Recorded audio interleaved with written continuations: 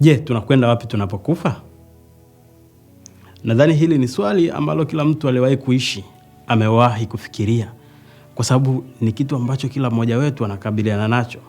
Kwa kadri tutakokuwa tunaishi, kila mmoja wetu atakoma na kila mtu atafikia wakati wa kufariki. Tunaona babu zetu na bibi zetu, baadaye tunaona wazazi wetu wanafariki pia, lakini hata dada zetu na kaka zetu pamoja na marafiki pia. Na ukweli uko wazi kabisa kwamba hata sisi siku moja tutakufa, kwa kuwa tunajiuliza nini kitatufuatia baadaye. Unajua kuwa kuna dhana nyingi zinazotokeza ili kulijibu swali hili. Wengine wanapendekeza kwamba tutarudi na kuishi kwa mara ya pili katika dunia hii.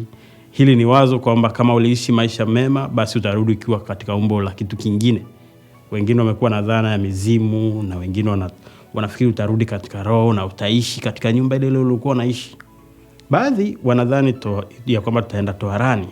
Hili ni wazo kwamba unakwenda kwenye sehemu ya mateso na mpaka unateswa huko mpaka ulipe deni lako. Halafu ukishamaliza kulipa deni lako, unakwenda sehemu ambayo ni nyingine.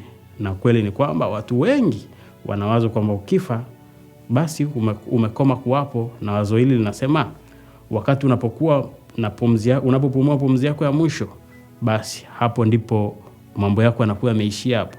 Lakini najua Mkristo sipasi kujiingiza katika mchezo wa kubashiri. Sipasi kukubaliana na mambo ya uchawi au hadithi za uongo, kwa sababu naweza kulijua jibu la swali langu. Si tu je, ni wapi nitakapoelekea nitakapokufa, lakini pia nakwenda wapi. Katika somo hili tutakwenda kuangalia safari ya roho ya mwanadamu. Tutaiacha Biblia itujibie swali letu. Je, tunakwenda wapi tunapokufa? Sasa, safari ya mwanadamu kihalisia haianzi kwenye dunia hii, huanzia mbinguni. Ninataka usikilize Mhubiri sura ya 12 mstari wa 7. Huu ni mstari ambao mara nyingi hutumiwa kujadili masuala ya kifo, lakini nataka usikilize hasa mwisho wa mstari huu, naye mavumbi kuirudia nchi kama yalivyokuwa, na roho kumrudia Mungu aliyeitoa. Waebrania sura ya 12 na mstari wa 9 inamuita Mungu Baba roho. Hivyo roho kihalisia asili yake ni mbinguni, inatoka kwa Mungu. Na katika hicho kipindi mimba inapotungwa, wakati wa mbegu ya kiume na yai la mwanadamu la mwanamke linapokuwa linakutana, Mungu huiweka roho pia. Huingiza roho kwa huyu mtoto mchanga. Unajua kuwa baba na mama humpa mtoto yule vinasaba vyao, lakini hawampi roho. Mungu ndiye hufanya hivyo. Mwanzo sura ya 1 mstari wa 26, Mungu akasema, hebu tumfanye mtu kwa mfano wetu, na kwa mfano wetu atawale viumbe vyote. Inamaanisha kwa mfano wa Mungu. Kimsingi hapa anazungumzia roho ya mwanadamu. Yeye ni kiumbe ambacho sasa kitakuwa kikiishi milele. Na hivyo mimba ya mwanadamu inapotungwa, Mungu humfanya katika mfano wake kwa kuiweka roho ndani yake. Sasa wanyama hawana hiyo. Sisi tupo juu sana kuliko wanyama wote. Kwa ajili ya hilo sasa tuko katika umbo na mfano wa Mungu, kwa sababu roho yetu inakaa ndani yetu milele. Mwanadamu huyu mpya aliyeumbwa na Mungu anawekewa roho hii, na roho hii itaendelea kukaa ndani ya mwili wake mpaka mtu huyu atakapokufa. Wakorintho wa pili sura ya 5 na mstari wa 1 inasema, kwa maana twajua ya kuwa nyumba ya maskani yetu iliyo ya dunia hii ikiharibiwa, tunalo jengo lililojengwa na Mungu, nyumba isiyofanywa kwa mikono, isiyo ya milele, iliyo ya milele.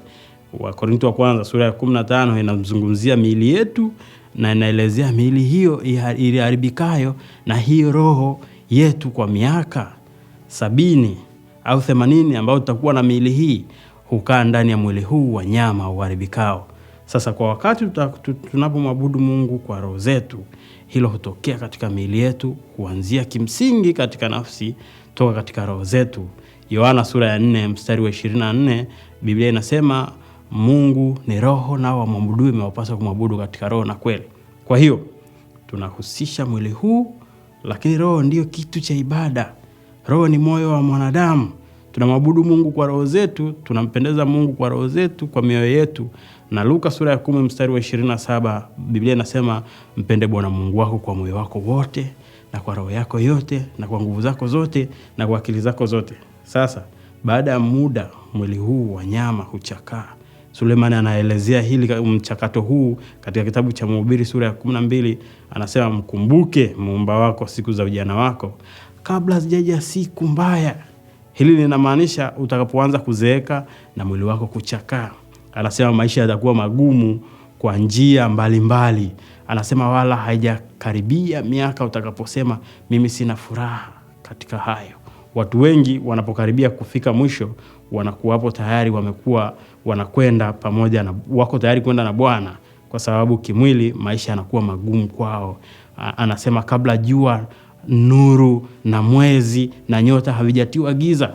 Hapa ni pale uono wako unapoanza kushindwa kufanya kazi, unaanza kutumia miwani yenye vioo au lenzi zenye nguvu, viwango vya juu. Na anaendelea kusema kabla ya kurudi mawingu baada ya mvua. Siku ile ambayo walinzi wa nyumba watatetemeka. Anazungumzia mikono itakapoanza kutetemeka na mtu huyu mwenye nguvu anaanza kuinama. Hii ni miguu yangu inaanza kudhoofika, unaanguka. Anasema na wasagao watakapokoma kwa sababu ni haba, meno yatapotea. Na anasema na hawa wachunguliao madirishani kutiwa giza na milango kufungwa katika njia kuu. Sauti ya kinu itakapokuwa ni ndogo na mtu kusituka kwa sauti ya ndege. Unakuwa katika hali vyema kama ulivyokuwa ukilala, huli vyema kama ulivyokuwa ukila wakati ukiwa kijana, na binti za kuimba watapunguzwa. Hivyo inamaanisha uwezo wako wa kusikia nao utapungua. Pia naam, wataogopa kilichotokea, vitisho vitakuwapo njiani, na mlonzi utachanua maua, nywele zako zitakuwa na mvi. Anasema na panzi, hichi kiumbe kidogo utakuwa ni mzigo mzito. Matamanio yanakwisha, matamanio yako yanabadilika kadiri unavyokuwa mzee. Anasema maana mtu aiendea nyumba yake ya milele, na waombolezao wazunguka njiani. Anasema mkumbuke muumba wako kabla katika kamba ya fedha, au kuvunjika bakuli la dhahabu, au mtungi kuvunjika kisimani, au gurudumu kuvunjika birikani. Maana yake ni kwamba unakwenda kufa. Sasa sikiliza. Anasema nayo mavumbi kurudia nchi kama ilivyokuwa. Hivyo ni kwamba mwili huu unaoharibika utakufa, utaoza, utairudia mavumbi na vyote viundavyo. Sasa sikiliza Biblia inavyosema, na roho kumrudia Mungu aliyeitoa. Je, ni nini kitatokea baada ya hapo? Je, ni nini kitatokea nitakapokufa kwa miaka 75 au 80, bila kujali ni kwa muda gani roho yangu imekaa katika mwili huu? Je, ni nini kitatokea mwili wangu huu wa nyama utakapokufa? Zaburi ya 90 mstari wa 10 inasema, siku za miaka yetu ni miaka 70, na ikiwa tuna nguvu miaka 80, na kiburi chake ni taabu na ubatili, maana chapita upesi. Sasa sikiliza, tutatokomea mara. Je, hii si lugha kuumiza? Mwanzo sura 35 mstari wa 18 inaelezea kifo cha Raheli, na inatumia lugha hii. Ikawa hapo katika kutoa roho yake. Yakobo sura ya 2 mstari wa 26 anasema, mwili pasipo roho umekufa, mwili pasipo roho umekufa. Hayo ni maelezo ya kuumiza sana. Na hivyo nitakapokufa roho yangu itauacha huu mwili kale na unaoharibika. Lakini je, itakwenda wapi? Unajua siku ya ufufuo tutapata miili mipya. Tutapewa miili isiyoharibika. Lakini vipi kabla ya hapo? Ninataka usikilize haya maelezo katika Wakorintho wa 2 sura ya 5 mstari wa 1. Kwa maana kutwajua ya kuwa nyumba ya maskani yetu iliyo ya dunia hii ikiharibiwa, tunalo jengo litokalo kwa Mungu, nyumba isiyofanywa kwa mikono, iliyo ya milele mbinguni. Kwa wakati huu tuna hema, tuna mwili wa muda mfupi, bali tutapewa jengo, mwili wa kudumu, mwili wa milele. Mstari wa 4 anaendelea kusema, kwa sababu sisi tulio katika maskani hii twaugua tukilemewa, si kwamba tunataka kuvuliwa, bali kuvikwa, ili kitu kile kilichopatikana na mauti kimezwe na uzima. Sasa kuna lugha ya kuvutia sana hapa, kwa sababu inazungumzia kuwa katika mwili kama vile kuvalishwa hema, halafu unazungumzia kuwa na mwili wa kufufuliwa kama vile kwa katika jengo la milele mbinguni. Lakini pia inazungumzia kuhusu kuvuliwa. Je, ni kuvuliwa huko? Je, anazungumzia nini? Je, hili linatokea wakati gani? Vyema, ni wakati tutakapokufa na roho kuacha miili yetu iharibikayo. Unaona, kutakuwa na kipindi ambacho roho au nafsi itakapokuwa haina mwili, itakuwa imevuliwa. Nitakapokufa na roho yangu kuacha mwili wangu, je, nitakwenda wapi? Sasa hili linatupelekea kwenye sehemu nyingine ya safari hii. Sehemu nzima ya pili ya somo hili inazungumzia kile kinachofahamika kama kuzimu. Huu ni ulimwengu uliofichika. Watu wengi wanachanganyikiwa na hili neno kuzimu kwa kulichanganya na neno jehanamu. Wanafikiria kuwa ninazungumzia sehemu ya adhabu, na hili si sahihi. Neno kuzimu hasa linazungumzia maskani ya wafu. Ni kama sehemu ya kusubiria kwa zile roho zisizo na mwili. Waliokufa huenda kuzimu. Na nafikiri sehemu ni kwa nini tunachanganyikiwa. Ni kwa sababu baadhi ya tafsiri za Biblia zimetafsiri neno hili kinyume, la Kiyunani kama Jehanam, na hilo hutuchanganya. Katika lugha ya asili kuna maneno mawili tofauti. Kuna neno kwa ajili ya kuzimu na kuna neno kwa ajili ya Jehanam. Sasa kuzimu ni maskani ya wafu, au neno Gehena. Na Gehena ambao ni Jehanam kwenye Mathayo sura ya 16 mstari wa 18, wakati Yesu alipokuwa akitoa ahadi ya kulijenga kanisa lake, alisema milango ya kuzimu haitalishinda. Inamaanisha kwamba kifo hakitalizuia. Kifo hakitoweza kuzuia ufalme wake. Kama huelewi tofauti kati ya haya maneno mawili, utachanganyikiwa sana. Kwenye Agano la Kale, neno la Kiebrania kwa ajili ya kuzimu ni neno Sheol. Sheol ni kuzimu, na kuzimu yanazungumzia kitu kimoja. Na hivyo utakapoelewa kwa wakati kwamba watu huelekea wapi wanapokufa, itakusaidia kwenye baadhi ya vitu. Kwa mfano, kwenye Matendo ya Mitume sura ya 2 mstari wa 31, Biblia inamzungumzia Mkristo baada ya kifo chake kuwa yuko kuzimu. Yesu hakwenda Jehanamu alipokufa, alikwenda kuzimu. Lakini kwenye Luka sura ya 23 mstari wa 13, Kristo alipokuwa karibu na kufa, alisema atakwenda paradiso. Sasa unatakiwa kuelewa kwamba paradiso iko kuzimu. Italeta maana kamili, kwa sababu paradiso ni moja kati ya sehemu kule kuzimu. Na kuzimu kuna sehemu ambayo wenye haki huelekea, na kuna sehemu ambayo waovu huelekea, watu ambao hawakuwa wema. Wote wanasubiri siku ya hukumu. Sasa maelezo mazuri ambayo tunayo kwenye Biblia